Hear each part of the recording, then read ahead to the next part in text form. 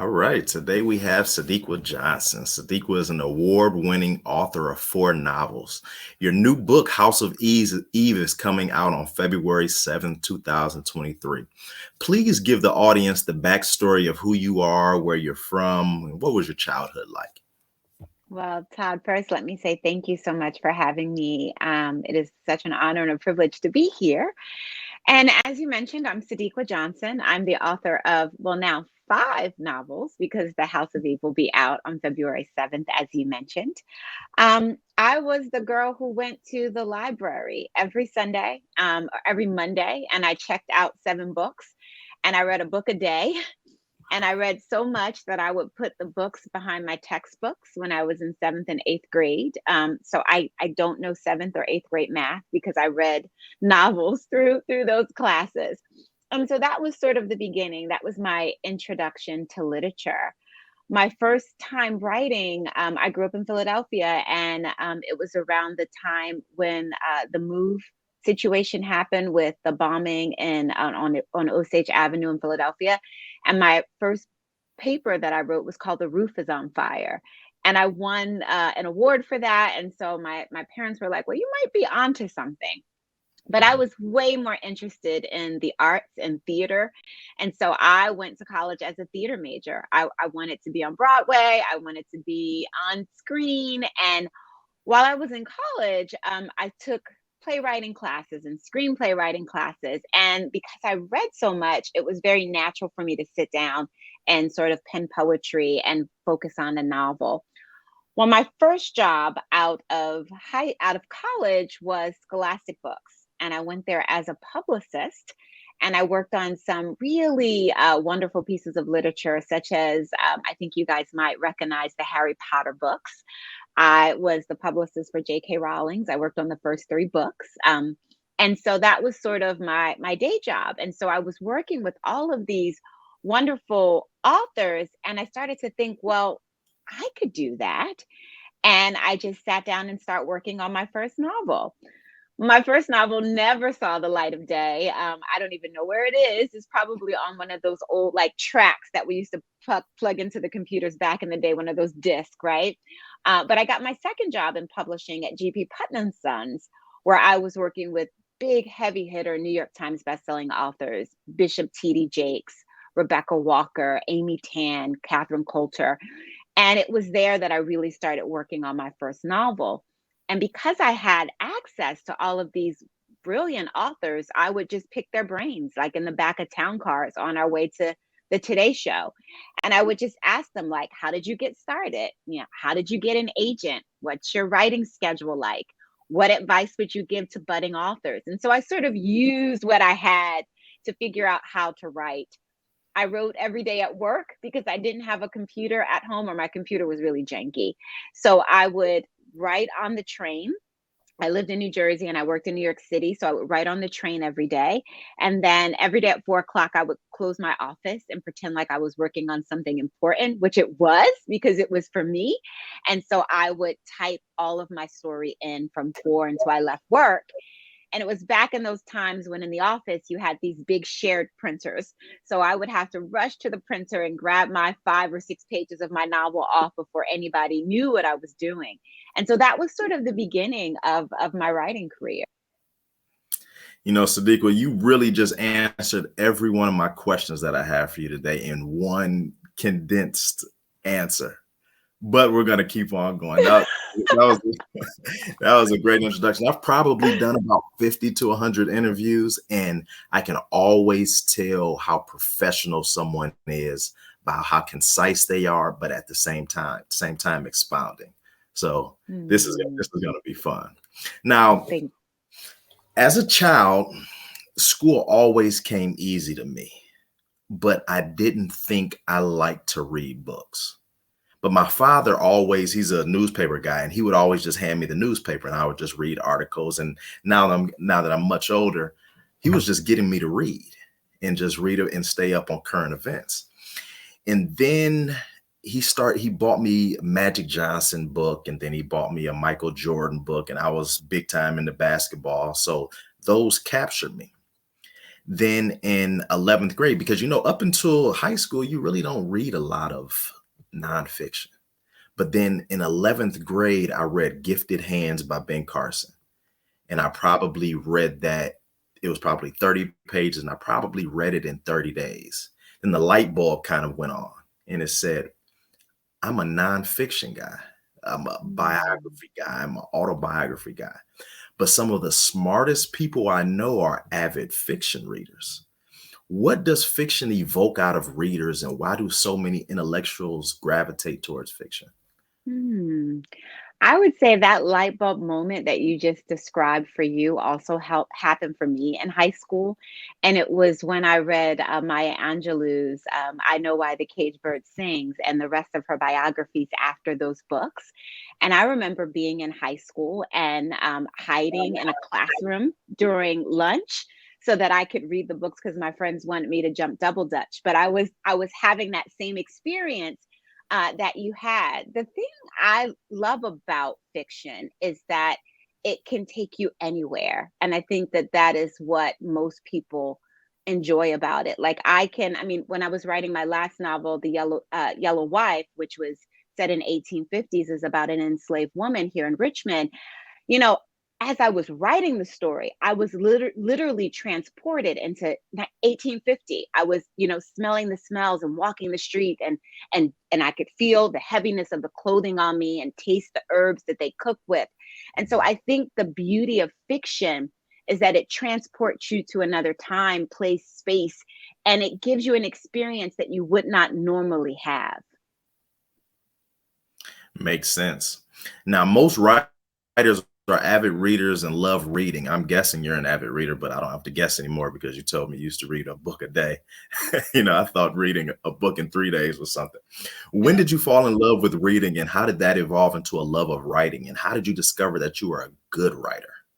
Hmm. Writing wouldn't leave me alone. I don't know the discovery of thinking that I was good or not good. It was more so that even when I said I don't want to do this anymore, the characters just sort of hung around, and I felt bad about not showing up. I felt, my first novel took me over 10 years to finish. And it was because I took so many breaks in writing it because I almost didn't want to write. Like it was too hard. So I don't know that I ever thought that I was good. I think that keeps me humble.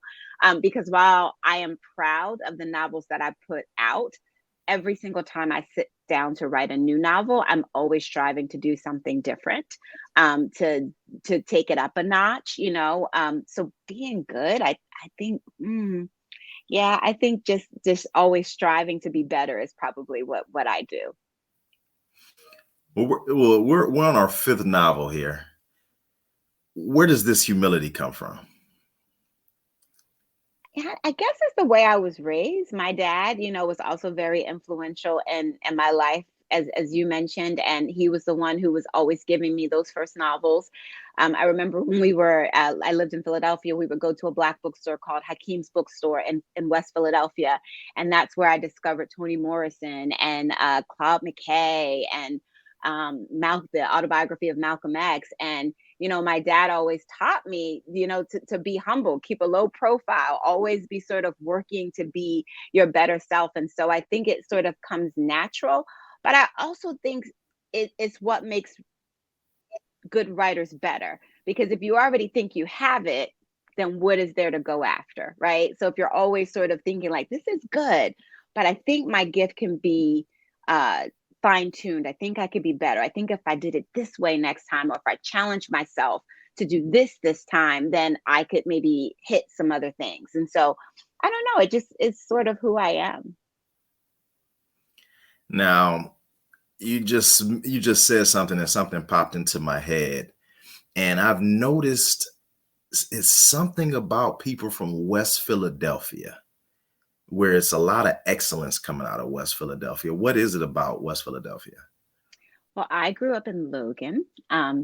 So I wouldn't be able to speak specifically on West Philadelphia, but just people in general coming out of Philadelphia. I would say there is a grit and there is a lot of hunger, There's also a lot of poverty in Philadelphia for African Americans, and so there's always this sense of trying to get out. And what do I have to do to get out? I don't want to stay in this space. What do I need to do? And so I think that there's always this hunger of elevation that comes out of the city of Philadelphia, particularly for African Americans. That makes sense. Now, I'm a father and I instill a lot of my passions into my children, and you're a wife and a mother of three. Do you instill a love of reading and writing in your children? And how did you teach your children how to read and write at a young age? Are there any tactics that you can share to help parents that are on the reading and writing journey with their kids? Well, I would say it was much easier when they were little. My kids now are 19, 17, and 14, and so they don't listen. But when they were when they were 4, 7, and 9, it was a lot easier sort of to foster that. And we read every single night before bed when they were younger. I remember even my son, when he was in 5th grade, I would sit and I would say, "You read a page, I read a page. You read a page, I read a page." So we were always reading. I introduced them to poetry at a very early age. Now, do they appreciate all this stuff? Not right in this moment, but I would like to say, in the next 5 years, it'll all come full circle that they had the foundation of being readers and writers. But it's just a matter of making time to do it. I was pretty religious about, before you go to bed, we're going to read a story. And that was basically the beginning of it. Summertime, I would say you have to read 3 books, 3-chapter books for the summer. And, reward systems work too. I know one year my son was not having it. And so I was like, "Okay, I'll pay you $5 a book." And then he was on board. So do what you got to do to get these kids to be readers. That's what we do with our daughter. We do it one page, then the other page, one page, and the other page, and she's 7. So I'm glad we're on the right track. And it feels good coming from someone that's an avid reader and someone that's an author now that can tell us that, okay, you're doing the right thing. Mm-hmm. Now, I'm an avid studier of greatness, mostly business and athletes, and most of them have a lot of the same idiosyncrasies that make them great, like fearlessness and competitiveness and attention to detail. And as you mentioned earlier, you've worked with some of the greats, the JK Rowlings and the Bishop T.D. Jakes and more. Are there any commonalities that you can share that you saw within them that make them great? I would say it's discipline. Talent without discipline, not so much. But if you are talented and you have the discipline to show up, do what you say you're going to do, be impeccable with your word, I think that makes the difference. For me, I have been home with my kids since I had my son. And so I've always had to play that balance of, I always felt like I was a mom first, and then I was a part-time writer second. And so whatever they needed always came first. But I also had to carve out time to write every day. When they were really small, my writing time was like from 4 to 6 p.m. because I would bring them home from nursery school or wherever they were, get them situated. And then I had like a little teenager who would come over and play with them in the living room from 4 to 6. Well, I knew that was going to be my writing time. Then I would come up and cook them dinner. And so it's the discipline of figuring out a section of your day that's going to work and honor it every single day that you say you're going to do it. For me, it was always Monday through Friday. My writing time and my writing times have changed, but that was sort of the beginning for me when they were really little, is making sure that I showed up when I said I was going to show up. And I saw that in all of the great authors that I work with, that they're disciplined. Sadeqa, you're good because you're literally answering questions before I ask them, but I'm going to still ask it because you may expound some more.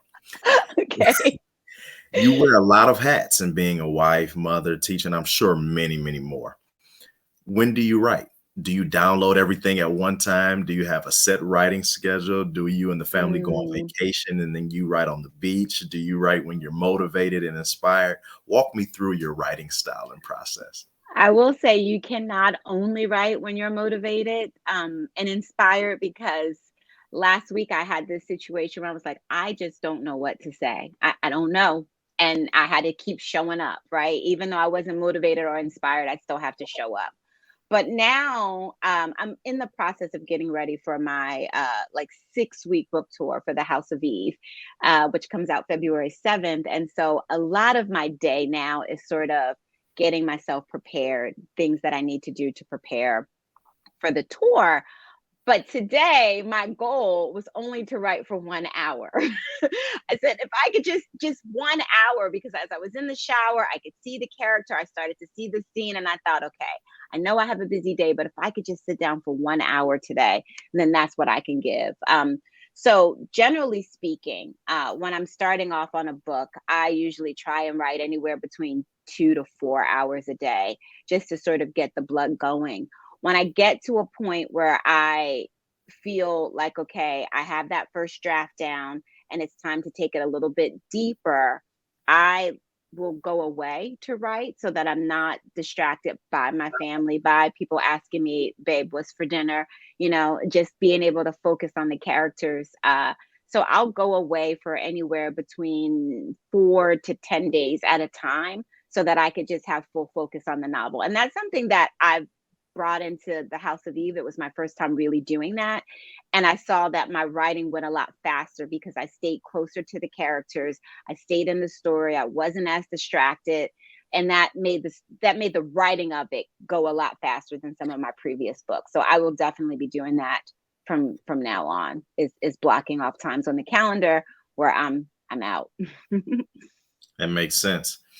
You talked about preparing for your 6 week book tour, and you can kind of prepare yourself. How do you prepare the people around you? How do you Mm. prepare that child that's used to you being there every night when they come home from school and talking about school? How do you prepare your husband where he's going to have to think about it a couple hours before about what dinner's going to be now? That's the tricky thing right there, Todd. I'm sure you are speaking from experience. Yes. I can go in the kitchen and not have grocery shopped and dinner is still on the table, so it's a lot different when my husband does that. But, one of the things that my husband and I do at the beginning of every year is we fast for 21 days. And that is sort of what sets the tone for our year. So we fast for 21 days, all plant-based, just water. And that sort of brings us into like what we're trying to manifest and how do we want this year to sort of evolve for us. So that was something that we did. We do it together. We've done it together. We only have a few more days. I can't wait till Friday because I miss drinking coffee so much. What is a writer who cannot drink coffee? I mean, it doesn't make sense. So I'll be back to my coffee first thing Saturday morning. But what I've been doing to prepare the family is sort of giving them responsibilities now. Whereas before I was always the one cooking dinner. I have one daughter and she's the youngest who actually knows how to cook. And so I've been saying, okay, once or twice a week, you go ahead and make something, putting my schedule on my husband's calendar is another thing. Like, these are the doctor's appointments that's coming up. I'm going to share it to your calendar so that I don't have to remind you while I'm gone. So just little things like that. And I'm sure they're going to figure it out. They're all very resilient, so they'll figure it out. But I'll do what I can from where I am. Makes sense. I'm not a coffee drinker at all. They tricked me into tasting coffee for the first time, maybe a couple weeks ago when we were in Chicago. And my wife sends me to Starbucks and I know her order down packed. So it's a caramel macchiato with whip. Then sometimes she switches it up and it's some different things. If you go to Starbucks, what's your drink? So for me, I actually like just regular drip coffee. My husband is all about the cafe mochas and all that. I'm just just a good cup of coffee with steam cream because I hate when I'm drinking my coffee and it gets cold. So go ahead and steam that cream for me. But if I'm there and I'm like sort of meeting someone in the afternoon and I don't want to have coffee, then I'll get a chai latte. Okay. I've heard of that too. Mhm. Now, just last week, I was in the gym speaking to my fraternity brother, and he mentioned that he's an author. And I mentioned our upcoming conversation and told him if I can help him, I'll help. Now, I've talked to a good amount of self-published authors and aspiring authors over the years. What advice would you or do you give to aspiring authors that want to be published by a major publishing house like a Simon and Schuster? Well, I can tell you that I started off actually as a self-published author. It started not because it was what I wanted to do, because as I mentioned, I had relationships with editors and agents. But my very first novel, Love in a Carry-On Bag, when my agent took it to market, she wasn't able to sell it. She took it to 10 different editors, and they all, one by one, told me no. And so, me becoming a self published author sort of came out of devastation and desperation. I didn't have any other place to turn. And I had been working on this book for over 10 years. And so my husband said to me, "You've been working in the publishing industry for a few years. Why don't we take what you've learned and sort of do this thing ourselves?" And so the first thing I would say is that you want to hire an editor, whether you're going to self publish or whether you're going to go after the big publishing houses, because the way the industry is moving so quickly now, editors and agents don't have the time to foster everything into you the way they probably did 20 years ago. So you want to make sure that your project is as close to completion as possible. So I would say hire an editor just off the bat to make sure that what you're submitting is as strong as possible. As a self-published author, I had to be my own salesperson. I would call up bookstores and pretend that I was someone else selling my book to them and asking if I could send copies and, that they could pay me later. I was just trying to get my book in their hands. I literally went up and down the East Coast to every book festival that I could find, setting up tables and retractables and hand selling my books to people. I went to hair shows. I went anywhere that I thought that I could meet my reader. And that was for a whole year before I got a publishing deal. But at the same time, I was still working on that next novel. And so it was my second novel, my second and third novel, that I was able to sell to a publisher.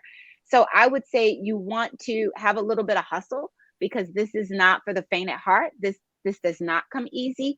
You look at the New York Times bestsellers list and you think, "Oh my gosh, these people got it made." But there's a grind to it that you have to be ready for, because it doesn't just fall into your lap. Even though it looks like it on social media, it does not. It's an everyday hustle. The part that I don't love is the social media part, because you have to stay on top of it. You have to plan out your post, and that's sort of what's taking up my time now, as I'm 2 weeks out from the publication of The House of Eve, is that I need to be active on social media. I have to remind people that I'm coming, that I'm here, that the book is here. Did you pre-order the book? Here's my tour. And so just staying on top of that, and going in and commenting to people who've commented to me, sort of kind of working your audience and making sure that they feel connected to you. Those are some things that you need to do. You want to stay visible. You need a website. You need a really good website, because your website is your calling card. And I am constantly making changes and updates to my website, because it's a living document. It's a fluid thing. You want to make sure that what you're saying is on brand with who you are. So when I'm on social media, I talk about the book. I do a little motivation. I'm a writing teacher as well. And maybe I may talk a little bit about my kids, but I'm not talking about politics, because that's not my lane. Now, there are authors who talk about politics. That's their lane. That's not my lane. Some days I know about politics, some days not so much. So let me do what I know, right? And so figure out what your 3 or 4 lanes are as you're trying to make yourself visible. And write.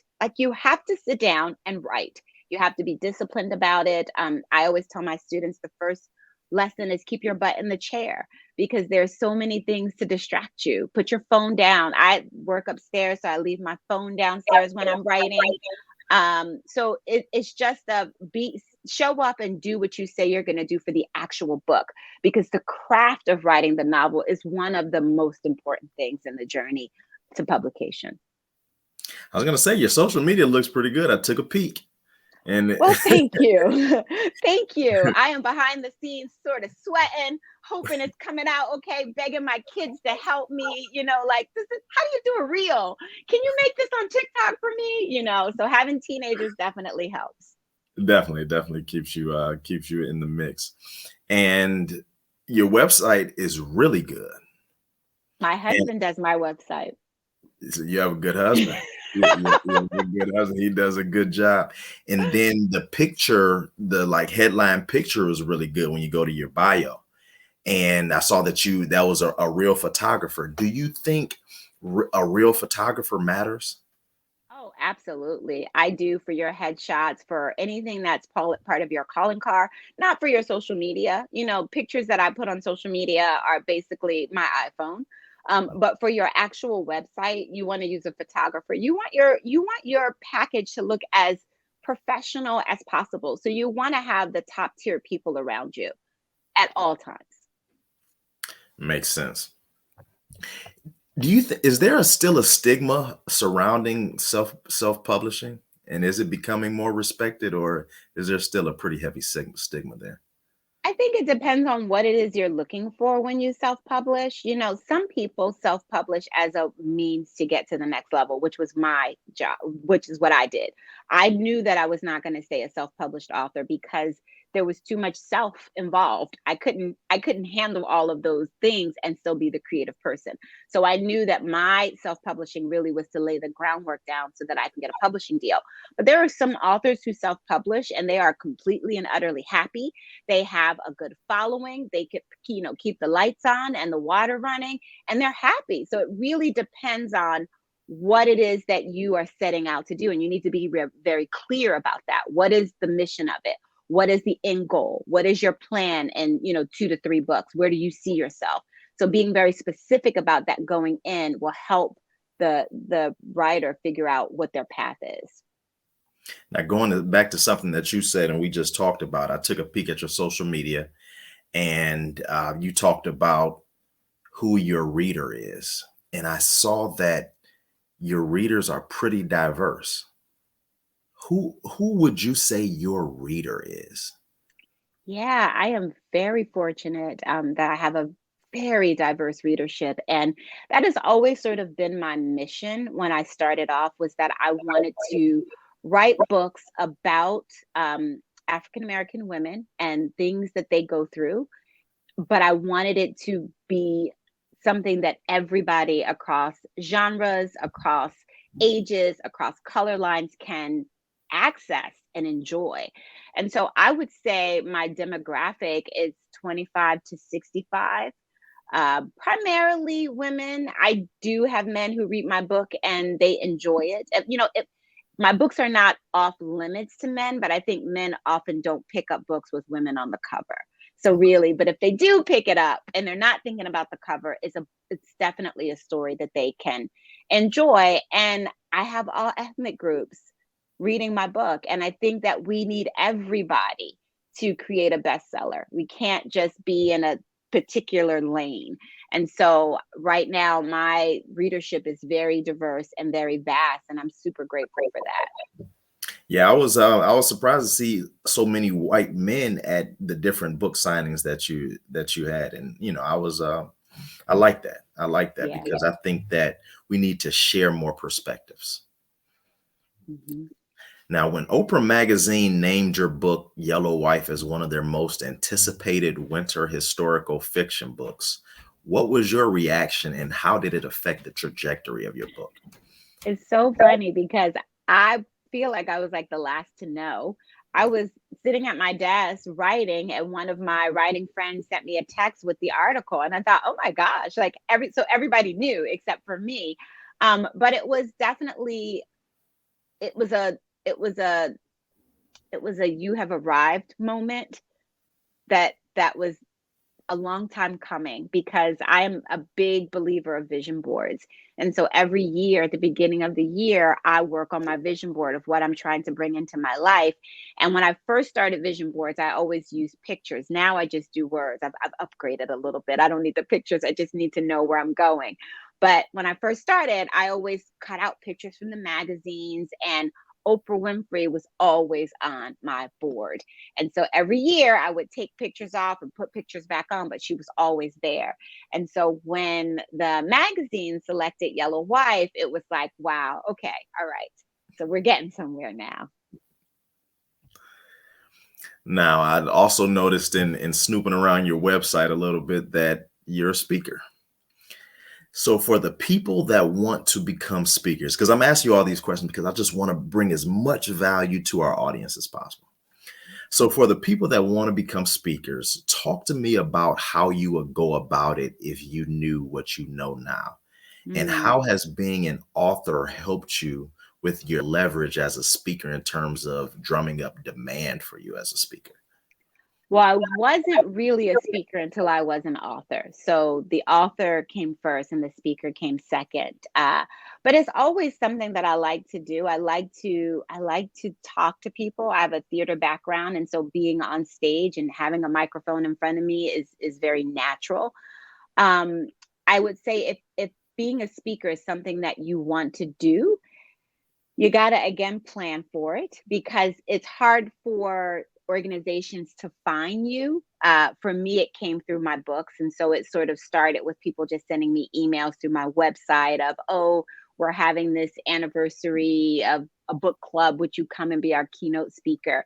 And so it sort of snowballed that when Yellow Wife came out and I was with Simon and Schuster, I was able then to get a speaking bureau behind me, which I had not had before. And so now the game is really up. The ante is really up because they handle everything. They take a percentage, but I'm being paid way more than when I was negotiating for myself. And I'll just give you a little tip that when I was booking my own self as a speaker, I had to have a little bit of space in between me and the audience that was reaching out to me. And so I created a separate email address, and this is something I highly recommend if you can't afford to have an agent to start off. Create another email address. I use one of my children's names as the person who's responding. And so, yeah, I am responding and negotiating for myself, but it sort of gives a little bit of space where if they don't think they're talking to you, they're not trying to put extra demands on you. Like, oh, she's nice. She'll do this extra thing that wasn't in the contract, so to speak. So even if you can't have someone negotiate for you, create some space by having a separate email address with uh, a virtual assistant's name, we'll call it. We've done a lot of the same tactics.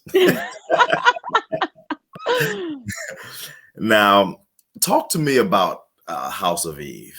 And I'm almost jealous of the people that have had the chance to read it already because everyone is just raving about it. And then the blurb that's on your website made me want to read it because, especially Howard University. And then I can understand how it's different people coming to HBCUs. And sometimes you have different people with different objectives. And just from the blurb, it makes me want to read it. And it's probably going to be my first fiction book that I'm going to read just because we had this conversation.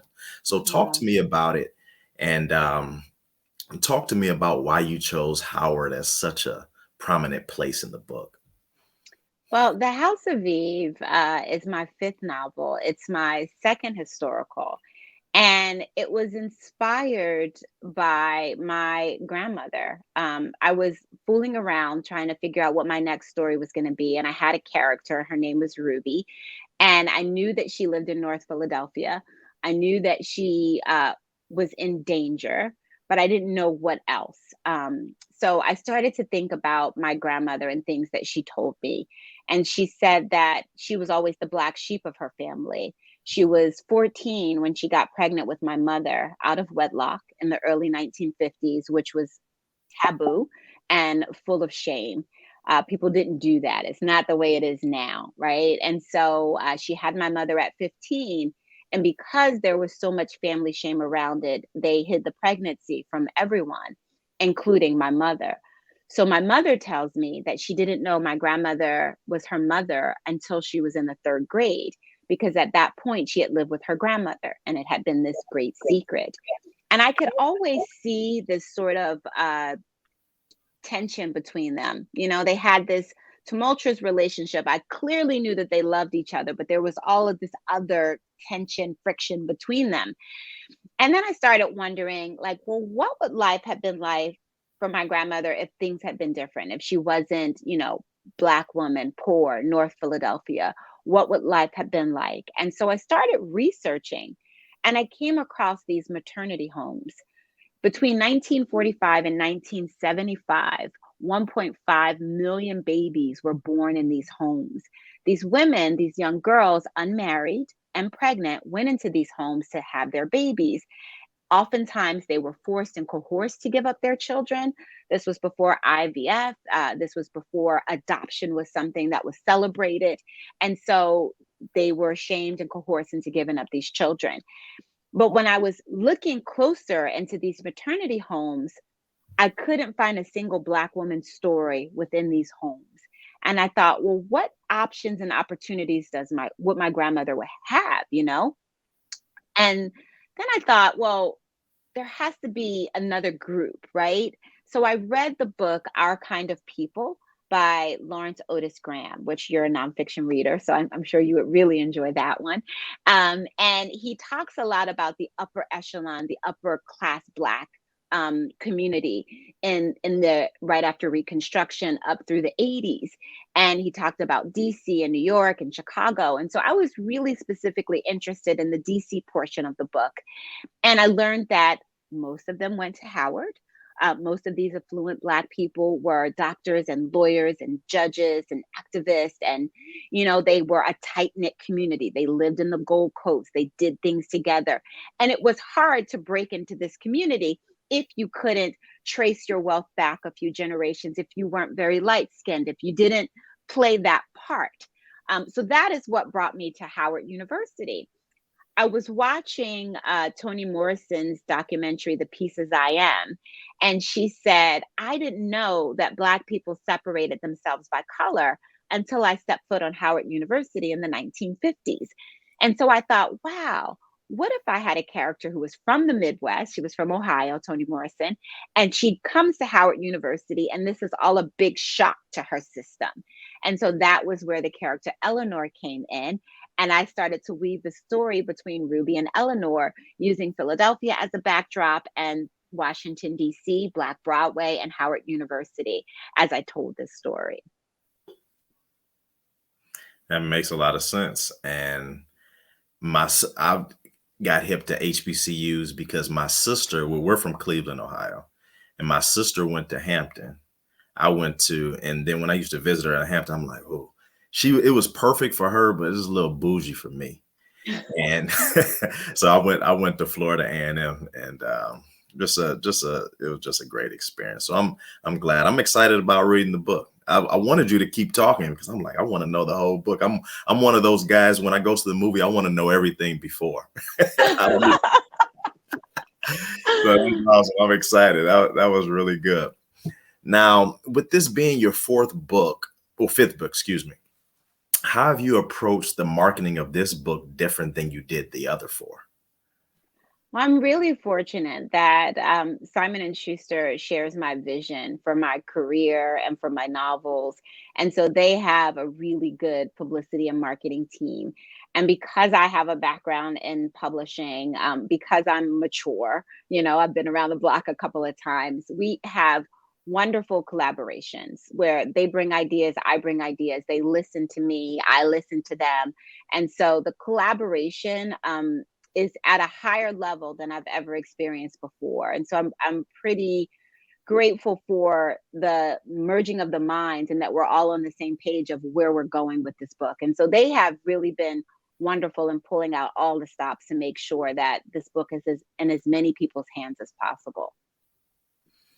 Awesome. Now, in preparing for this conversation, I got a hunch that one of your children has begun to matriculate at an HBCU. Am I correct? Yes. Okay.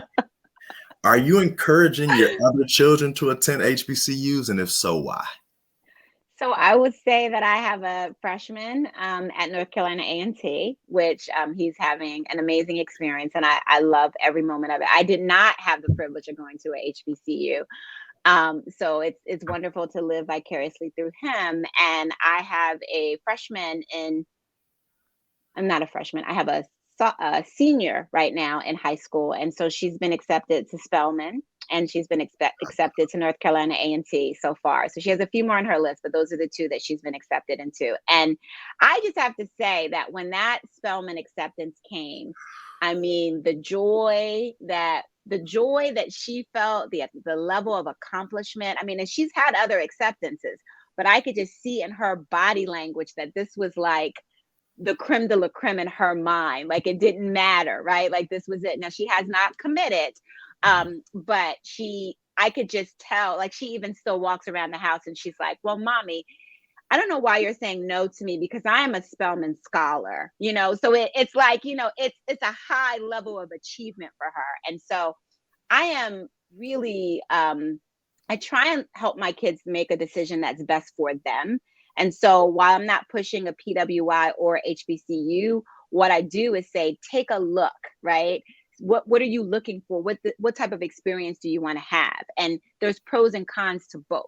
So based on each kid, you know, I'm sort of making sure they could